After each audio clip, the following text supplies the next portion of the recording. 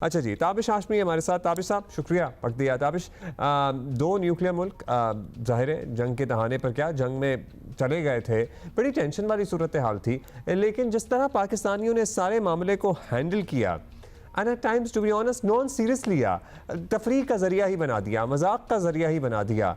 क्या आपको पता था कि हमारा सेंस ऑफ ह्यूमर इतना ही अच्छा है और हम इतने ही लाइट हार्टेड हैं, या आपके लिए भी सरप्राइज था? नहीं, बिल्कुल भी सरप्राइजिंग नहीं था। एक तो हम हमारा नॉन सीरियस एटीट्यूड इस वजह से नहीं था कि हम जंग को सीरियस नहीं लेते। इसलिए था कि एक तो हम जंग देख बहुत सारी चुके हैं, दूसरा हमें इतना कॉन्फिडेंस है अपनी आर्म फोर्सेस पे कि हमें लगा कि यार ये सब बच्चे हैं, इनको देख लेंगे हम। तो कभी सीरियस एटीट्यूड आ ही नहीं पाया। इनफैक्ट मैं, क्योंकि जिस दिन जंग लगी है, मैं अमेरिका आ गया था, मेरी बेगम वहां मौजूद थी और यहाँ पे सब परेशान थे। सबको मैंने यही कहा, भाई परेशान तो मैं हूँ, हमारी बेगम है इस वक्त लाहौर में, पता नहीं क्या हाल करेंगी इंडियन फौज का। तो वो हम यहाँ पे भी काफी बड़े रिलैक्स थे लोग, because of the confidence that we have in our armed forces. That confidence also फिर आपको गुंजाइश मिल जाती है और चीज़ें करने की। ये दुनिया मानती है ताबिश भाई कि हमारा मीम गेम जो है इंडियन से काफ़ी बेहतर है। मतलब उनके बहुत शोज होते हैं, रियलिटी शोज, रोस्टिंग, फलाना ढिमकाना, लेकिन मतलब आप देख लें the kind of sense of humour that we have displayed in this conflict is supreme. और हर बार ही हुआ है, यानी हम अपना मजाक उड़ाने में भी हद ही कर देते हैं, और ये तो फिर दुश्मन था। सो ये कोई नेचुरल टैलेंट है हमारी कौम में, या कुछ खित्तों में ज़्यादा है, या वो तो हमें पता है कहाँ कहाँ ज़्यादा है, लेकिन ओवरऑल भी बहुत भरपूर है।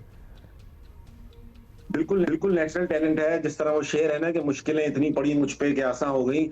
हम बड़े बैटल हार्डेंड हैं, हमने ये सब देखा हुआ है, बड़ी करीब से देखा हुआ है।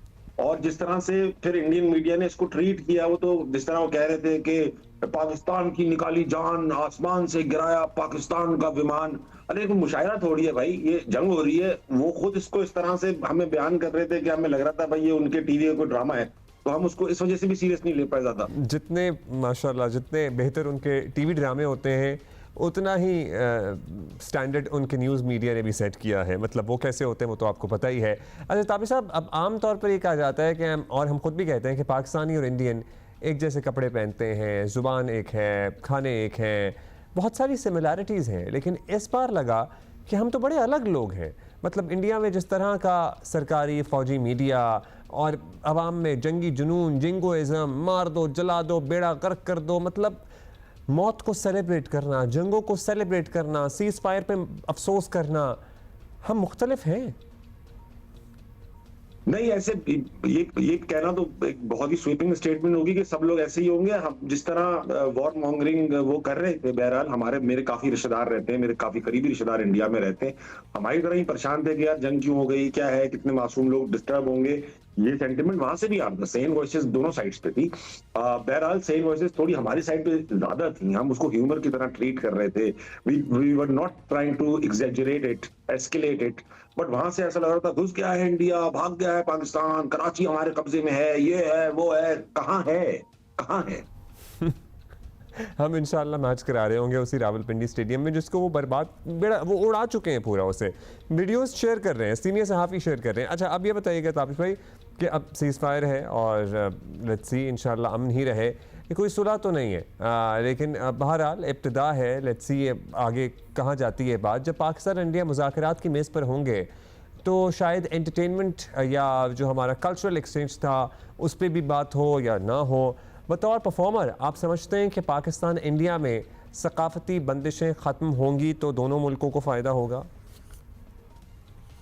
हर पाकिस्तानी आर्टिस्ट यही कहता रहा है कि बॉर्डर से आजाद होना चाहिए आर्ट। हर किसी भी पाकिस्तानी आर्टिस्ट ने कोई नफरत अंगेज बात भारत के अगेंस्ट नहीं की होगी। लेकिन जब भी ऐसा होता है कि ये एक्सचेंज होता है, पाकिस्तानी आर्टिस्ट भारत जाते हैं और कोई 19-20 हो जाती है, वो फौरन बड़ी बदतमीजी के साथ हमें वाइप आउट कर देते हैं, निकाल देते हैं अपनी फिल्मों से, अपने मुल्क से। ऑन द कॉन्ट्ररी, जब भी कोई इंडियन यहाँ आया है, कितनी ही नामुनासिब गैर मुनासिब हालात में आया हो, कभी भी किसी आर्टिस्ट की, and I can guarantee you this, Pakistan के अंदर किसी भी मुल्क के आर्टिस्ट की कभी बेइज्जती नहीं की गई। चाहे वो इंडिया के हों, चाहे वो किसी और मुल्क के हों, इज्जत दी गई हमेशा आर्ट और आर्टिस्ट को। जंग के हालात में भी कभी ऐसा नहीं हुआ कि उनको पकड़ा हो। जिस तरह पिछले कई साल में हमने देखा कि वहां शकील सिद्दीकी की वो निकाल दिया गया अचानक इंडिया से, फवाद खान की फिल्म खत्म कर दी गई, हानी आमिर से कॉन्ट्रैक्ट कैंसिल कर दिए गए। ठीक है भाई, जंग है, जज्बाती फैसले होते हैं, मगर जिस तरह से वो फिर गालियों पे उतर आते हैं, आई डोंट थिंक कि जब तक ये बैलेंस नहीं आएगा ना, तब तक ये अभी थोड़ी दिन सब्र कर ले। अभी है थोड़ी लड़ाई की हुई, हमने नाराजगी थोड़ी शो करें, जिसे कहते हैं, वो कहते हैं ना, हार्ड टू गेट प्ले करें, थोड़ा थोड़ा नेशनल और प्राइड ये भी होना चाहिए।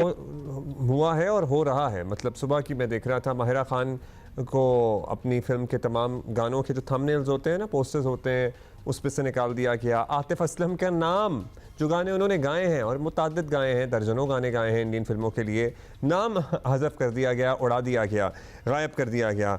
आखिर में बड़ा इंपॉर्टेंट सवाल ताबिश भाई, आपकी नज़र में पाकिस्तानियों का जो सेंस ऑफ ह्यूमर था, जो हमारी मीम्स थी, वो ज़्यादा फ़नी थी, या फिर इंडियन न्यूज़ चैनल्स की कमेंट्री ज़्यादा फ़नी थी, या फिर अब जो फिल्म बनाएंगे वो इस सारे मार्के पे वो ज़्यादा फ़नी होगी?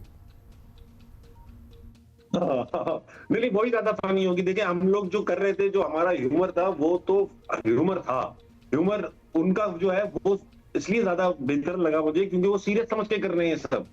वो ये बात सीरियस समझ के कर रहे हैं कि वो भारत घुस गया, सबमरीन घुस गई, और अब हद हो गई। लाहौर का पोर्ट, भाई लाहौर में समंदर नहीं, वहां पोर्ट कहाँ है? मुल्तान पोर्ट ही कहाँ है? ये सारे पोर्ट हमें क्यों नहीं पता? एक मशवरा मैं इंडिया को देना चाहूंगा, देखें, आइंदा अपने राफेल जहाज पे, जिस तरह हम पाकिस्तान में जो लोग गाड़ी सीख रहे होते हैं, वो एल लिखवा लेते हैं पीछे, एल।